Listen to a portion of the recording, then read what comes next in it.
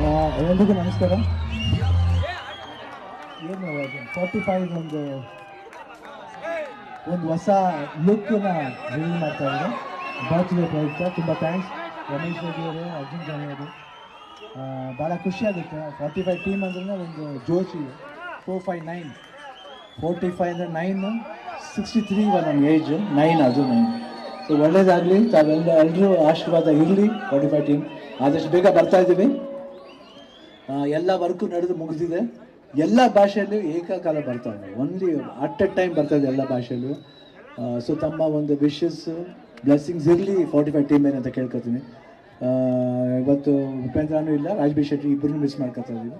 So ಎಲ್ಲ ನಮ್ಮ ಇಡೀ ಟೀಮ್ 45 ಅಂದರೆ ನಾವು, ಉಪೇಂದ್ರ, ರಾಜ್ ಬಿ ಶೆಟ್ಟಿ, ಸೊ ಅರ್ಜುನ್ ಜನ್ಯ, ರಮೇಶ್ ರೆಡ್ಡಿ ಅವರು, ಸತ್ಯ ಹೆಗಡೆ, ಅಗೇನ್ ಮ್ಯೂಸಿಕ್ ಅರ್ಜುನ್ ಜನ್ಯನೇ.